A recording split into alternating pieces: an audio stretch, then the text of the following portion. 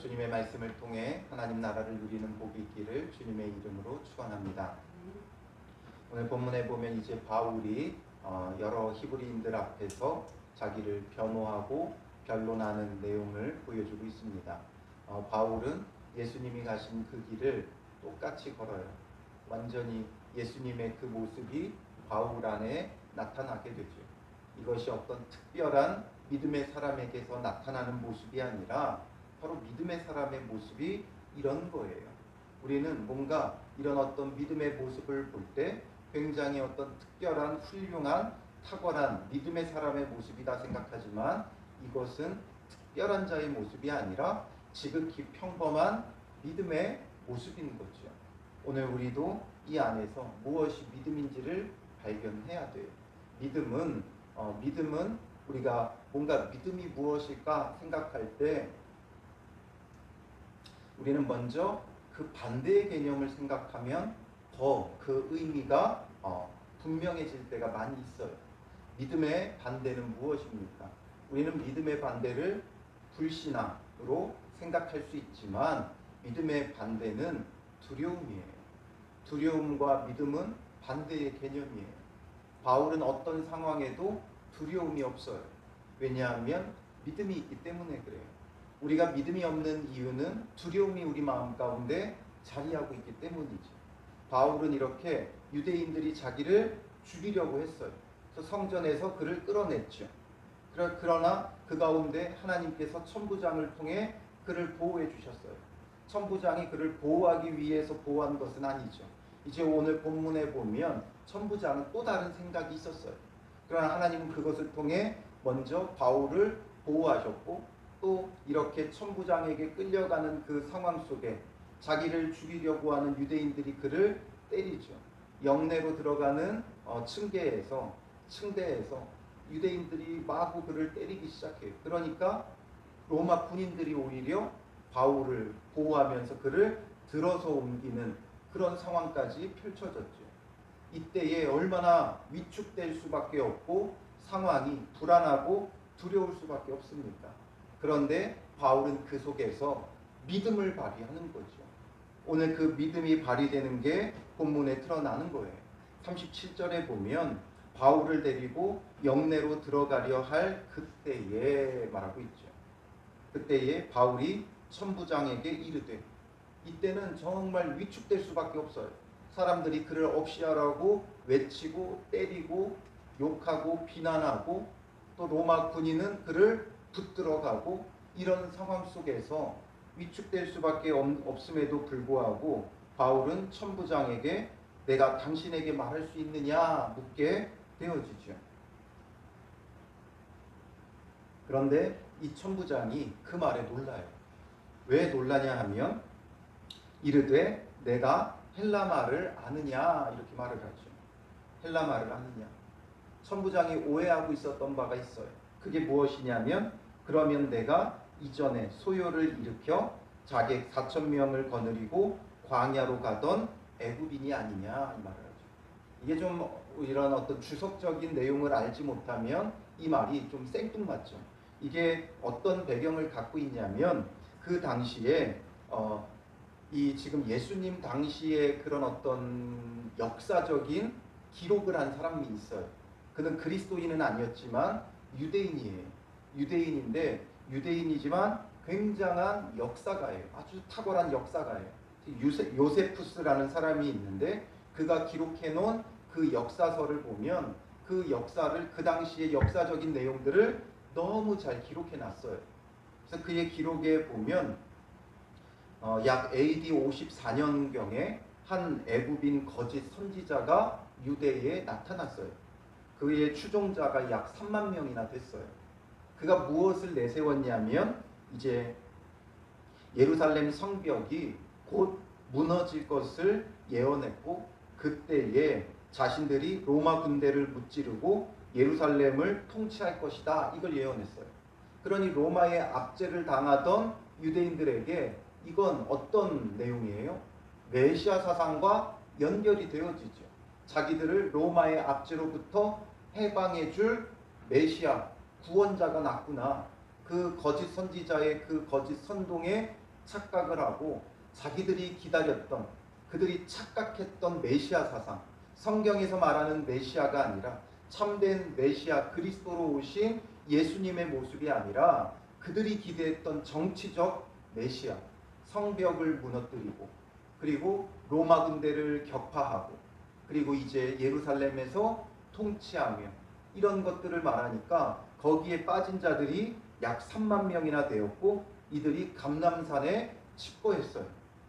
그러면서 이런 것들을 통해 많은 세력을 모았었는데 이들의 이런 이제 반란이 일어날 이런 조짐이 보이니까 그 당시 로마 총독이었던 벨릭스가 그들을 진압했어요. 그때 이 애굽인 거짓 선지자가 자객 4천 명을 거느리고 오늘 본문의 말처럼 광야로 떠난 거예요. 그러면서 자취를 감췄어요.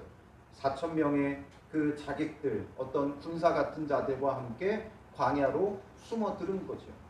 그런 역사적인 배경이 있기 때문에 지금 이 천부장은 바울에 대해서 소요 사태가 일어나니까 일단 그 소요 사태도 진압해야 되지만 혹시나 이 바울이 그 애굽인 거짓 선지자가 아닌가 하는 생각에 더 급히 출동해서 그를 붙잡은 거예요.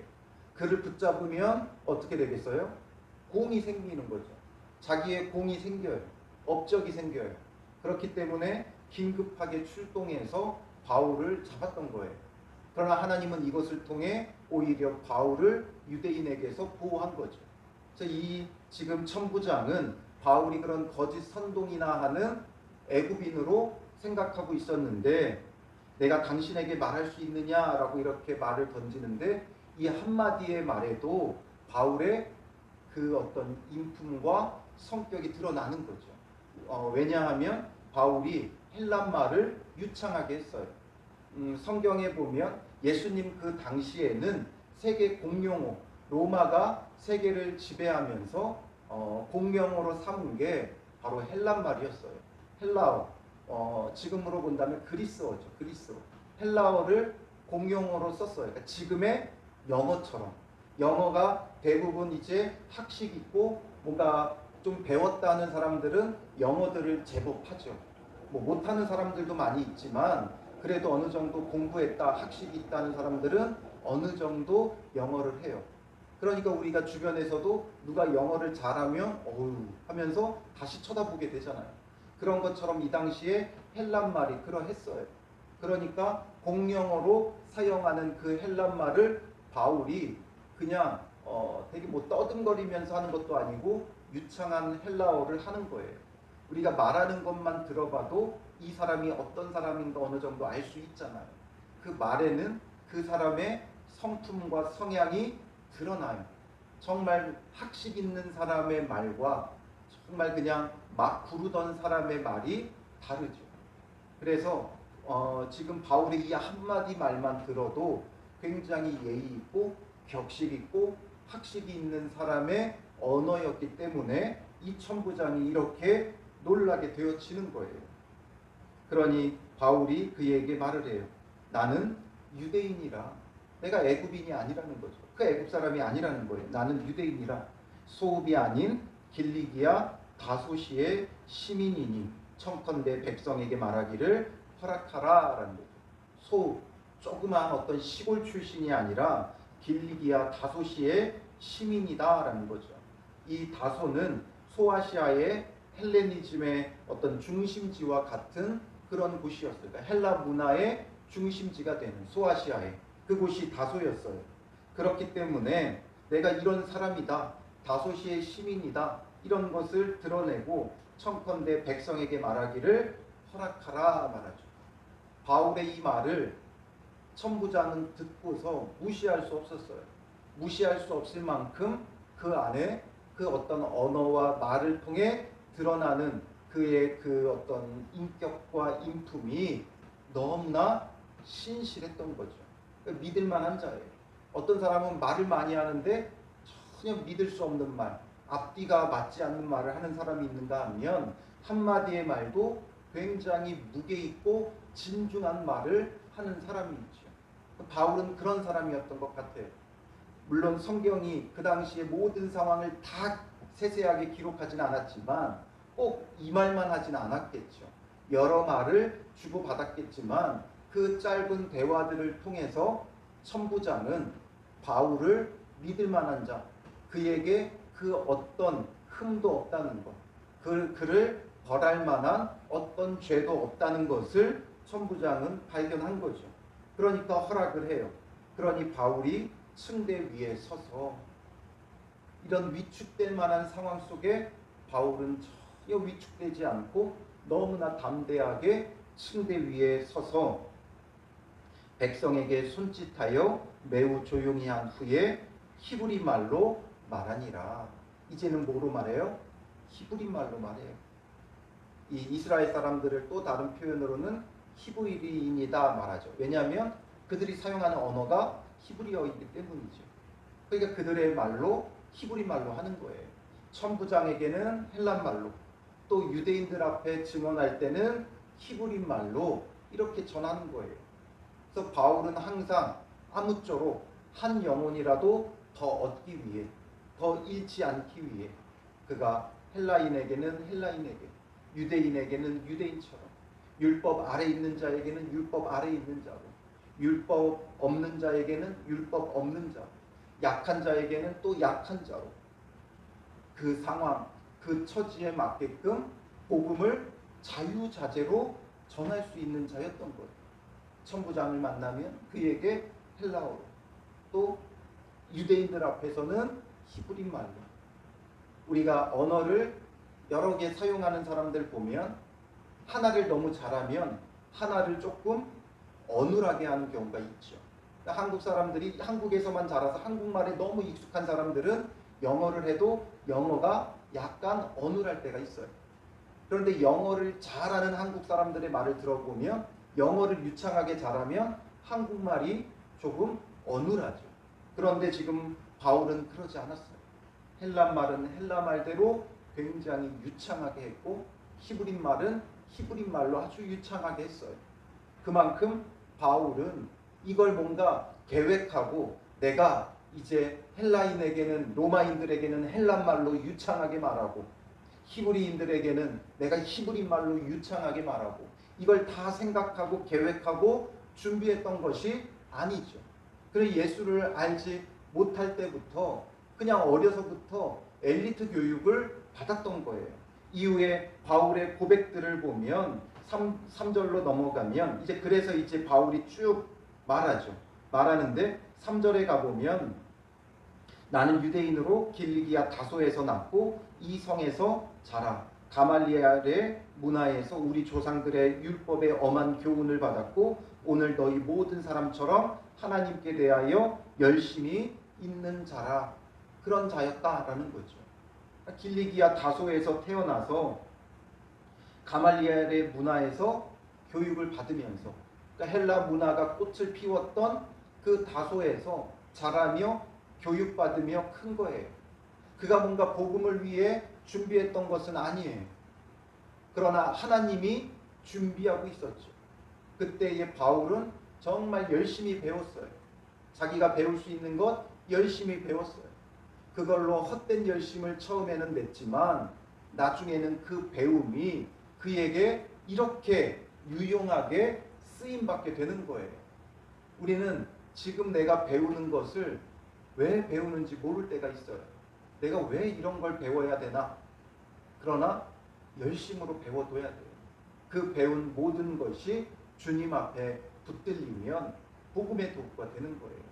그 어느 것 하나 헛되게 배우는 것 아무것도 없어요. 그러니 우리는 배우기를 힘써야 되고 배운 모든 것을 통해 나중에는 하나님께서 복음을 전하는 일에 사용하시는 거예요. 그러므로 교회 안에서 배우는 것, 또 아니면 학교에서 배우는 것, 직장 생활하며 배우는 것, 아니면 여러 가지 배울 기회가 있으면 우리는 최선을 다해 배워둬야 돼요. 그게 언제 어떻게 주님 앞에 쓰임받을 줄 모르는 거예요. 그러니 바울은 정말 어느 날 갑자기 예수를 만나 복음의 증거자가 된 게 아니라 그 이전부터 주님 안에서 철저히 훈련되고 준비되고 있었어요. 바울은 다 계획하고 배우고 준비하진 않았지만 하나님은 그렇게 준비하고 계셨다는 거예요. 그러니 우리는 헛되지 않게 내게 주어진 모든 것들 최선을 다해 배우면 언젠가는 주님 앞에 쓰일 날이 와요. 우리는 점점 배우는 것에 게을러지죠. 어른이 되고 성인이 되고 나이가 들어가면서 내가 이 나이에 무엇을 하겠느냐 하지만 우리는 배우기를 힘써야 돼요. 말씀도 철저히 배워야 돼요. 바울이 어떻게 복음을 이렇게 논리적으로 잘 전할 수 있었느냐? 바로 가말리엘의 밑에서 율법 교육을 철저히 받았기에 그 율법을 변증할 수 있는 자가 되어진 거죠. 그래서 1절에서 그가 가장 먼저 말했던 게 뭐예요? 부형들아, 내가 지금 여러분 앞에서 변명하는 말을 들으라. 우리말로는 변명이라고 번역했기 때문에 이 변명이라는 말의 어감이 우리말은 약간 좀 부정적이죠. 부정적이지만 변명이라고 번역한 그 말은 헬라어로는 아폴로기아라는 말이에요. 이 아폴로기아라는 말은 말로 방어하다 이런 뜻이에요. 그러니까 변호하다, 변론하다, 변증하다 이런 뜻이에요. 그러니까 말로써 증명해 주는 거죠. 그가 어떻게 이렇게 변증자가 될 수 있었는가? 유대인에게는 율법의 변증자가 되죠. 선지자들의 예언의 변증자가 돼요. 그래서 그 율법과 선지자의 모든 글이 누구에 대한 것이다? 바로 예수에 관한 것이고 그 예수가 바로 그리스도 메시아다. 이렇게 변증을 해갔죠. 그리고 또한 헬라인에게는 또 헬라인에게 왜 예수가 그리스도인가? 너희가 손으로 만든 그 신은 만든 신은 능력이 없다라는 거죠. 만들어진 신이 우리를 구원할 수 없다라는 거예요. 만들어진 것보다 만든 자가 더 높기 때문에 그러므로 창조주 하나님만이 참된 신이다. 이것이 바로 헬라인들을 향한 바울의 외침이었죠. 그리고 그 복음의 진수를 기록한 게 여러 성경 중에 뭐예요? 바로 로마서죠. 로마서. 이런 것들을 어떻게 할 수 있었는가? 바울이 신약 27권 중에 13권을 기록했어요. 물론 분량으로만 따진다면 반이 되지는 않지만 각 교회에 보내는 이 13권의 서신서를 통해서 바울은 초대교회들을 세웠어요. 각 지역에 흩어진 교회들을 말씀의 기준을 가지고 든든히 세울 수 있었어요. 그게 다 어떻게 가능한 건가? 바로 가말리엘의 문화에서 열심으로 배웠기에 이런 복음의 변증자가 되는 거예요. 잘못 알고 있는 자들에게 말로써 글로써 참된 진리를 전할 수 있는 자가 되어진 것이죠. 그래서 그의 변론, 변호, 변증 이 모든 것들이 그의 어려서부터의 배움을 통해 나오는 거예요. 그러니 우리는 철저히 말씀 교육도 배워야 되고 또 세상에서 배우는 것도 등한히 하면 안 돼요. 그래야 우리가 정말 복음의 참된 증거자가 되는 거죠. 그러면서 이제 바울은 그들에게 전하는 게 뭐예요? 핵심으로 말하면 간증이죠. 간증. 그가 예수를 어떻게 만났는가? 예수 만나기 전과 예수 만난 후로 나눠지는 거예요. 예수 만나기 전에는 3절의 말처럼 나도 너희들과 똑같았다라는 거죠. 오히려 너희보다 더 열심히 있었다.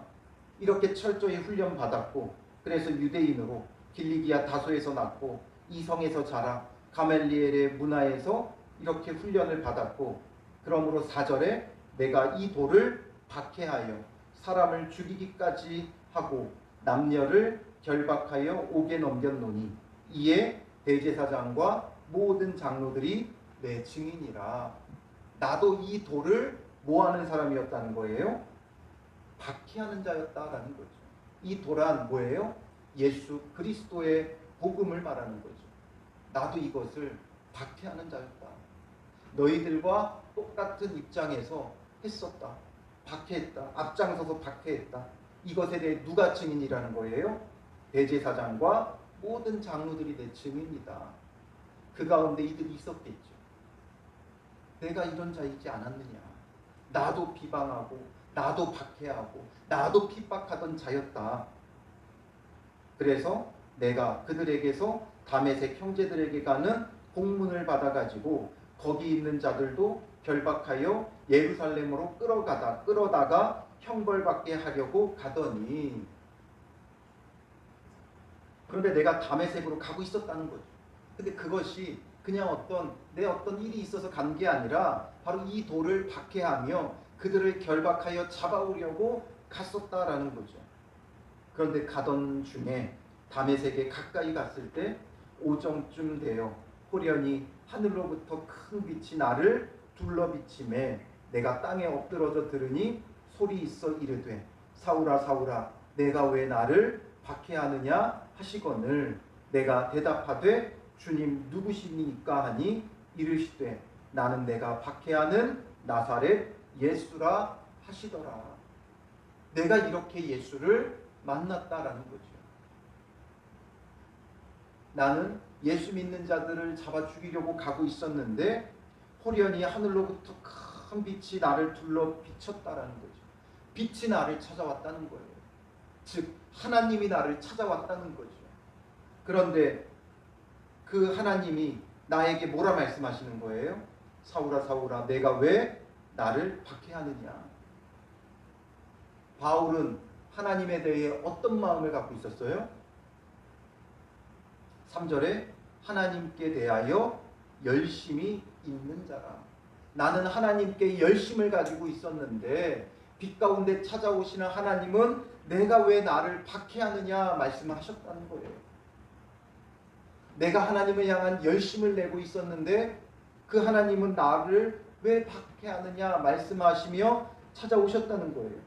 그러니 주님 누구시니까 말하니까 그 하나님이 나에게 뭐라 말씀하시는 거예요? 나는 내가 박해하는 나사렛 예수라 말씀하셨다는 거죠. 이건 뭐예요? 하나님이 곧 예수시다라는 거죠. 나는 하나님에 대한 열심을 냈으나 하나님은 내가 왜 나를 박해하느냐라고 하면서 하나님이 곧 나사렛 예수이심을 그에게 알려주셨다는 거예요. 그러니 나사렛 예수는 사람의 몸을 입고 이 땅에 오신 하나님이시다. 이것을 지금 그들에게 논증하고 있는 거죠. 자기의 경험을 통해 자기의 간증을 통해 바로 나사렛 예수가 곧 하나님이시다라는 걸 그들에게 전파하면서 너희도 하나님에 대한 열심을 내고 있지만 지금 나를 이렇게 죽이려고 하는 것이 하나님에 대한 열심으로 생각하지만 이게 곧 뭐라는 거예요? 하나님을 박해하는 것이다. 사람의 몸을 입고 이 땅에 오신 예수 그리스도를 박해하는 것이다. 바울이 예수를 믿는 자를 박해하는 게 예수님을 박해하는 것이 된 것처럼 지금 바울이 예수를 믿고 전하는 바울을 박해하는 것이 너희가 곧 하나님을 박해하는 것이다. 이걸 그들에게 설명하고 있는 것이죠. 자기의 경험을 통해 간증을 통해 그는 또다시 예수를 증언해요. 자기를 변호하고 자기를 변론하는 게 아니라 이것을 통해 예수를 전해요. 그러니 바울은 먹든지 마시든지 무엇을 하든지 전부 다 뭐 하는 거예요? 하나님의 영광을 위한 거죠. 하나님의 영광을 위해 복음의 증거자가 되는 거예요. 자기를 변호하고 있지만 그 변호 자체도 결국에는 뭐예요? 복음을 증언하는 거죠. 오늘 우리의 삶이 이러해야 돼요. 내가 무엇을 하겠다. 내가 예수의 복음을 외치겠다. 이것이 어떤 방식을 통해 드러나야 되느냐. 우리가 먹고 마시고 무엇을 하든지 그 가운데 나타나야 돼요. 뭔가 내가 이걸 하겠다 막 의도적으로 하려고 하니까 부담스럽죠. 내가 복음을 전해야 되는데 저 사람들에게 어떻게든 복음을 전해야 되는데 쉽지 않죠. 그러나 온전히 말씀의 사람이 되어지면 온전히 말씀께 붙들려 있고 성령에 매여 있으니까 바울은 어디를 가고 무엇을 말해도 심지어 붙잡혀 자기의 변호를 해도 이것을 통해 많은 사람들에게 오히려 복음을 전하게 되더라라는 거예요. 그러니까 우리가 주님 앞에서 말씀의 사람이 되어줘야 돼요. 말씀에 붙들려줘야 돼요. 그러면 우리가 전하는 한마디의 말에도 힘이 있고 능력이 있는 거예요. 천부장도 바울의 그 한마디 말, 내가 당신에게 말할 수 있느냐, 이 한마디의 말도 그가 쉽게 받아들이지 않죠. 그러니 우리가 많은 말보다는 주님의 말씀을 우리 안에 담고 그 말씀이 우리의 입술에 있을 때 그것이 생명력이고 힘이 있고 능력이 있는 거예요. 세상의 이야기에 열을 올리지 마세요. 세상의 정치적인 이야기에 열을 올리면 그가 아무리 복음을 전해도 그 사람의 말에 귀 기울여 주지 않아요. 사람들과 함께 아파트값, 세상의 그 어떤 재테크, 돈에 대한 이야기에 열을 올리지 마세요. 그런 사람이 전하는 복음에 대하여 사람들은 귀 기울이지 않아요. 그냥 사람들이 이야기하면 들어주세요. 듣기만 하세요. 거기에 막 함께 열을 올려 맞장구를 쳐놓고 복음에 대해서 이야기하니까 그것이 힘이 없죠. 우리가 정말 해야 할 말, 우리가 정말 전해야 할 말. 그렇다고 해서 세상과 담을 쌓아놓고 말씀 이야기만 해라, 이게 아니죠. 우리의 그 모든 이야기 속에 정말 말씀을 담을 수 있고 또 세상 사람들처럼 어디에 목적을 두고 살아가는가가 그 말을 통해 드러나게 되어져 있어요. 그러니 그런 일들의 정치와 또 돈과 경제와 이런 것에 맞장구 치며 이야기하기보다는 정말 우리가 바른 기준의 그 삶을 살아가며 말씀의 기준의 삶을 살아가며 그 삶을 공유하고 나눌 수 있어야 된다는 거죠. 그래서 바울은 지금 그들과 똑같이 살았던 때에 그의 얼마나 헛된 삶이었는가를 그들에게 전해주는 거예요.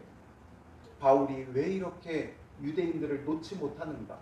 우리는 이방인의 사도로만 생각하지만 사실상 사도행전에 보면 바울은 세계 여러 나라를 돌며 복음을 전하지만 그 가운데도 중심은 늘 뭐였어요?